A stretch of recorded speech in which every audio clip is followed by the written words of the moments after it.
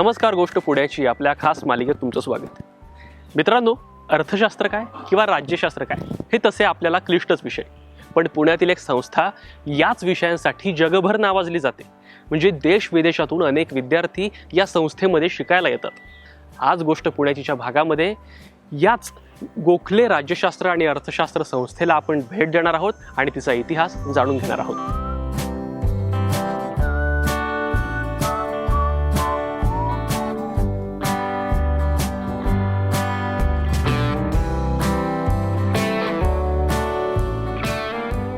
Gokhale Institute of Politics and economics म्हणजे गोखले राज्य आणि अर्थशास्त्र संस्था ही 1930 साली चालू झाली. संस्थेचे जे संस्थापक डायरेक्टर होते, संचालक होते, त्यांचं नाव धनंजयराव गाडगीळ. अतिशय प्रसिद्ध नाव आहे महाराष्ट्रात आणि भारतात. धनंजयराव गाडगीळ हे त्याच्या आधी एक 8 वर्ष केम्ब्रिज विद्यापीठात होते आणि तिथून त्यांनी एक डॉक्टरल फेलोशिप मिळवली. त्याच्यानंतर भारतातली जी सगळी चळवळ चालू होती स्वातंत्र्याची वगैरे, तर त्या दृष्टीने अर्थशास्त्राचा आणि राज्यशास्त्राचा त्यांनी जो अभ्यास तिकडे इंग्लंडमध्ये केला होता, त्याचा भारताला कसा काय त्याचा फायदा करून देता येईल, त्याचा कसा काय वापर करता येईल, या दृष्टीने ते भारतात परत आले. आणि अर्थातच त्यांचे श्वसूर श्री आर काळे हे साताऱ्यामध्ये प्रसिद्ध वकील होते आणि ते सर्वंट्स ऑफ इंडिया सोसायटी, जी गोपाळकृष्ण गोखले यांनी 1905 साली चालू केली, त्याचे ते सदस्य होते. अर्थातच गोपाळकृष्ण गोखले आणि त्यांचे गुरु महादेव गोविंद रानडे यांनी भारताच्या अर्थशास्त्रावर भरपूर काम केलं होतं त्या काळात. आणि परदेशी अर्थशास्त्र म्हणजे साधारणपणे इंग्लंडचं अर्थशास्त्र हे भारतात का लागू पडणार नाही आणि भारतीय अर्थशास्त्र हे कसं असलं पाहिजे याच्यावर त्यांचं विपुल लेखन होतं. त्याच्यातूनच प्रेरणा घेऊन गाडगीळ हे परत आले आणि रावबहादूर काळेंनी एक ग्रांट दिली, सर्वंट्स ऑफ इंडिया सोसायटीला एक देणगी दिली आणि त्याच्यातून गोखले इन्स्टिट्यूट ही निर्माण झाली.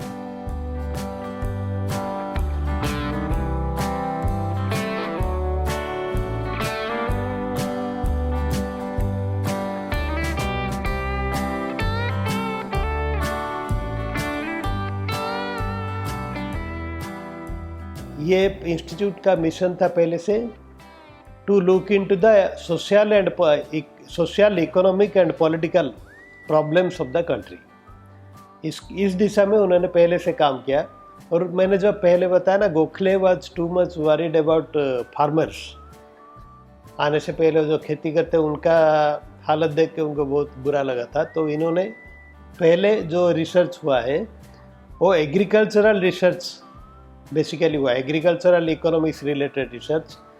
और अर्बन गवर्नेंस, फेडरलिज्म, फिर टाउन प्लानिंग, ग्रेजुअली ये एक्सपांड होते ही गया. और इनिशियली जो बोर्ड ऑफ मैनेजमेंट बना था उसमें एसआईएस का काफ़ी रिप्रेजेंटेटिव भी रहे, क्वाइट नेचुरली. और वो बोर्ड ऑफ मैनेजमेंट में एसआईएस ने कभी इंस्टीट्यूट के मामले में कुछ ये नहीं किया था. इंस्टीट्यूट अपना रिसर्च कर रहा था. और रिसर्च करने के अलावा इंस्टीट्यूट पहले अपना एक मास्टर्स प्रोग्राम भी शुरू किया, मास्टर इन इकोनॉमिक्स. और उस टाइम तो इंस्टीट्यूट में इतना फैकल्टी भी नहीं थे और स्टाफ भी नहीं थे, तो इसलिए वो मास्टर इन इकोनॉमिक्स प्रोग्राम में गोखले इंस्टीट्यूट का फैकल्टी गाडगिल थे. और उनके अलावा Deccan college, Ferguson college, SP college, वहाँ से सब फैकल्टी आके पढ़ा रहे थे. ऐसे इंस्टीट्यूट में रिसर्च और ये शुरू हो गया. बाद में एग्रीकल्चर रिसर्च तो पहले ही था. ग्रेजुअली पॉपुलेशन स्टडीज़ के तरफ भी इंस्टीट्यूट ने ध्यान दिया. और ये इंस्टीट्यूट का जो population research, it is one of the earliest in India. जहाँ देश में पहले इनिशियली जो पॉपुलेशन स्टडीज़ की बात कर रहे थे ना, तब ये इंस्टीट्यूट पॉपुलेशन रिसर्च स्टार्ट किया है. और इसका कंट्रीब्यूशन देख के 1954 में पॉपुलेशन रिसर्च शुरू हो गया. गवर्नमेंट ऑफ इंडिया ने भी उसको इनिशियल ग्रांट दिया है. उसके बाद मिनिस्ट्री ऑफ एग्रीकल्चर और कोऑपरेशन जब था, उन्होंने ग्रांट देके AERC शुरू किया. तो एग्रो इकोनॉमिक रिसर्च और पॉपुलेशन रिसर्च सेंटर, ये दो से रिसर्च सेंटर इंस्टीट्यूट का सबसे पुराना रिसर्च सेंटर माना जाता है। त्यापुढे महाराष्ट्र राज्याची चळवळ चालू झाली।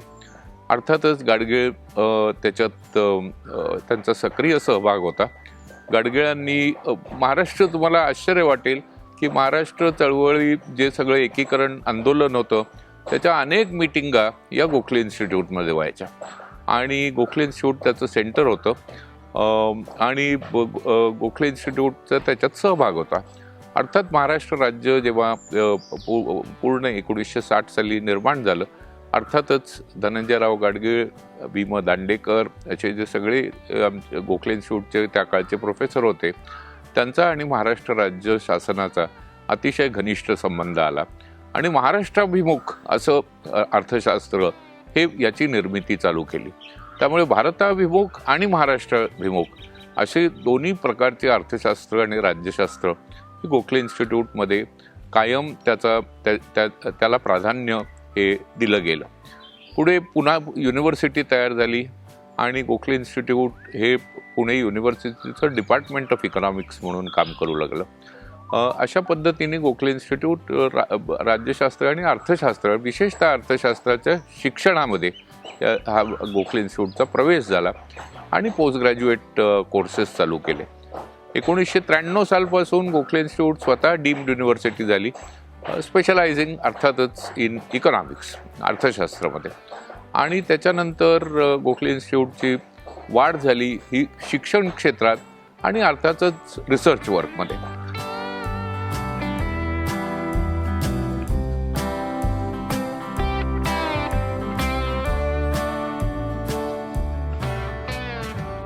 और ये लाइब्रेरी जब 1905 में बना था, इनिशियली उन्होंने गोखले खुद ही एक अच्छा सा उनका कलेक्शन था बुक का। फिर एक वाडिया बोल के थे, H.A. वाडिया, उन्होंने फिरोज शाह मेहता आपको शायद मालूम होगा, फिरोज शाह मेहता उनका बहुत क्लोज एसोसिएट थे। उन्होंने भी वो एक बड़ा सा कंट्रीब्यूशन दिया। उसके बाद दादाभाई नारोजी, और दादाभाई नारोजी भी ये थे, प्रेसिडेंट थे इंडियन नेशनल कांग्रेस का, उन्होंने भी अच्छा कंट्रीब्यूशन दिया, मतलब बुक्स के फॉर्म में, नॉट इन मनी। तो इन तीनों का बुक्स लेके लाइब्रेरी स्टार्ट हुआ पहले, और ये लाइब्रेरी काफ़ी बड़ा हो गया था। इंस्टीट्यूट जब बना था लाइब्रेरी में करीब 25-26 हज़ार बुक्स ऑलरेडी था, और बुक्स बहुत ही एक्सीलेंट कलेक्शन था, क्योंकि गोखले का मोटिव था कि सब कंट्री, दुनिया में जितने सारे कंट्री है उनका हिस्ट्री और पॉलिटिकल सिनेरियो के बारे में अच्छा कलेक्शन इधर मिलना चाहिए। और ब्रिटिश पार्लियामेंट्री पेपर का उनका फुल कलेक्शन था, और ब्रिटिश और उस टाइम ब्रिटिश गवर्नमेंट का जो इंपीरियल इंडिया रिलेटेड पेपर था, डॉक्यूमेंट, वो भी भरा हुआ था लाइब्रेरी में। और उन्होंने इंडिया में 3 प्रोमिनेंट रेस थे उस टाइम, हिंदूज, मोहम्मडन्स और पारसीज। उनको लगा था ये तीनों का बहुत इंपॉर्टेंट रेस है, उनका जो रिच कल्चर है उसके ऊपर भी बुक्स लाइब्रेरी में रहना चाहिए।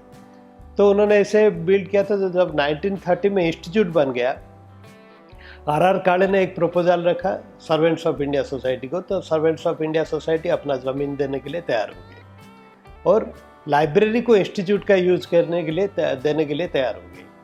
तो ऐसे 1930 में इंस्टीट्यूट बन गया SIS का ज़मीन पे, और उनका लाइब्रेरी यूज करने के लिए। तो पहले से ही दूसरे यूनिवर्सिटी में क्या होता है, लाइब्रेरी ग्रेजुअली डेवलप होता है, इधर पहले लाइब्रेरी हो गया था, बाद में इंस्टीट्यूट बन गया। सर्वंट्स ऑफ इंडिया सोसायटी अर्थात भारतीय सेवक संघाचे ग्रंथालय 1905 साली एक पब्लिक लायब्ररी म्हणून स्थापित करण्यात आले आणि त्यानंतर 1930 मध्ये Gokhale Institute of Politics and Economics या संस्थेची स्थापना झाली आणि तेव्हापासून हे ग्रंथालय Gokhale Institute of Politics and इकॉनॉमिक्सचे ग्रंथालय म्हणूनही ओळखले जाते। हे ग्रंथालय स्थापित करत असताना गोपाळकृष्ण गोखले यांनी स्वतः देश विदेशातून आणलेली पुस्तकं तसेच भारत हिंद सेवक समितीचे कार्यकर्ते यांनी आपापली पुस्तके या ग्रंथालयाला भेट म्हणून दिली।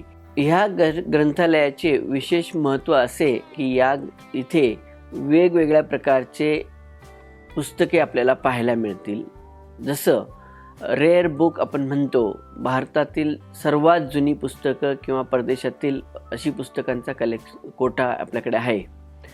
तसेच युनायटेड नेशन्सची जी पुस्तकं पब्लिश होतात ती सगळी 1945 पासून या ग्रंथालयात उपलब्ध आहेत.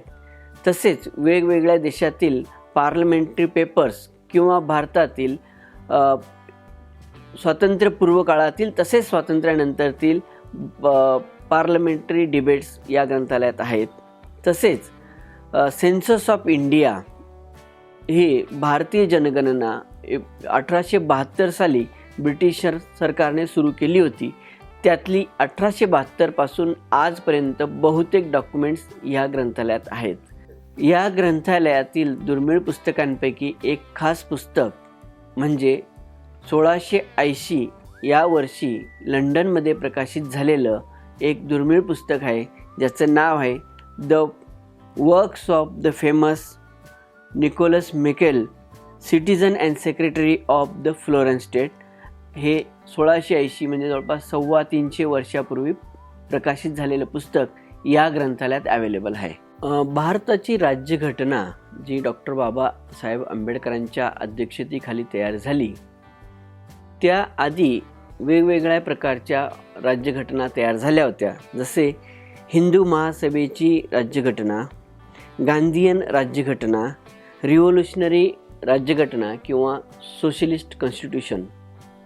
त्यातील हिंदू महासभेची जी राज्यघटना तयार झाली होती त्याची कॉपी फक्त आणि फक्त Gokhale Institute of Politics and इकॉनॉमिक्सच्या या सर्वंट्स ऑफ इंडिया सोसायटी ग्रंथालयात उपलब्ध आहे. हे एक आपल्याकडे दुर्मिळ साहित्य म्हणून बघितले जाते.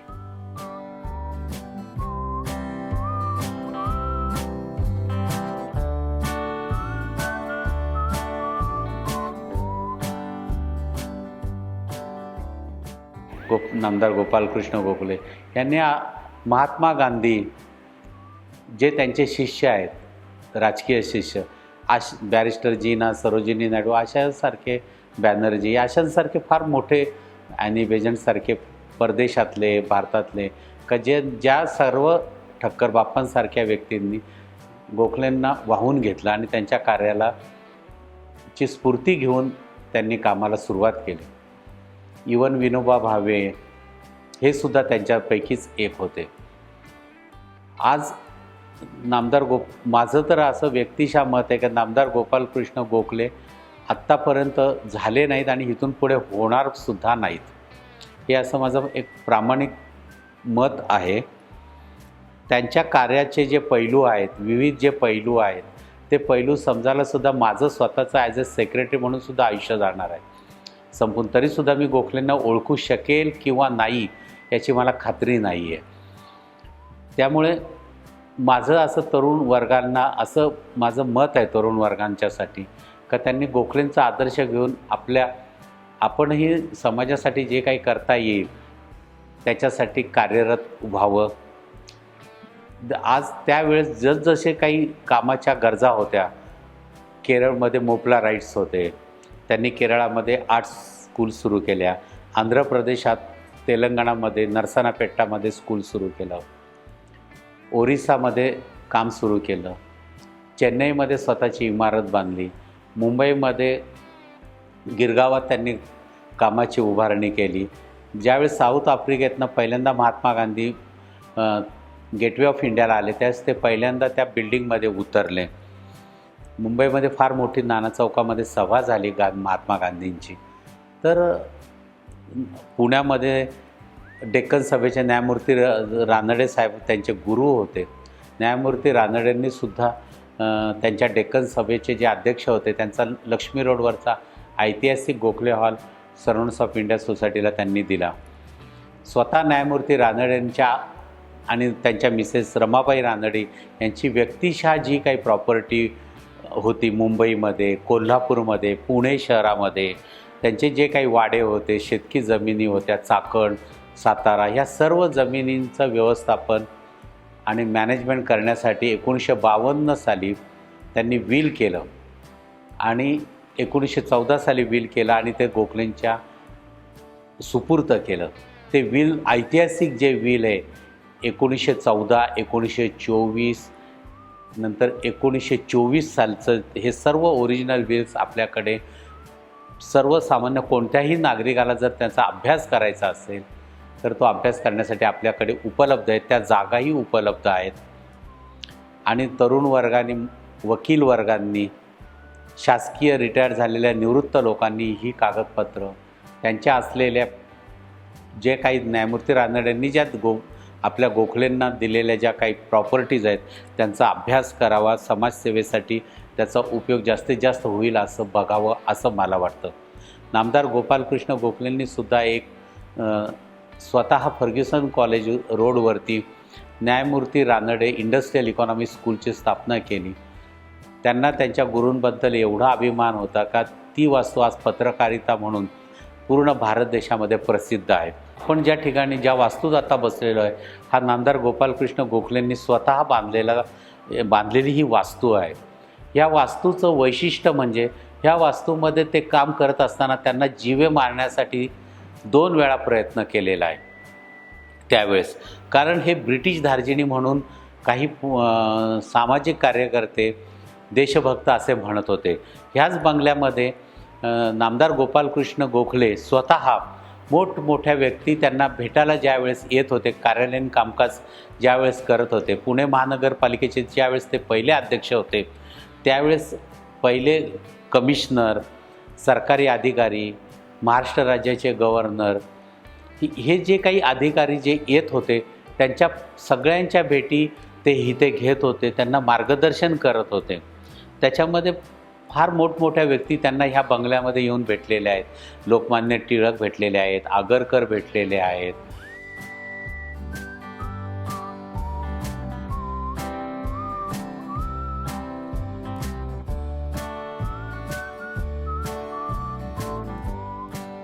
मित्रांनो, या संस्थेच्या अनेक माजी विद्यार्थ्यांनी देशाच्या महत्त्वाच्या पदांवरती काम केलंय.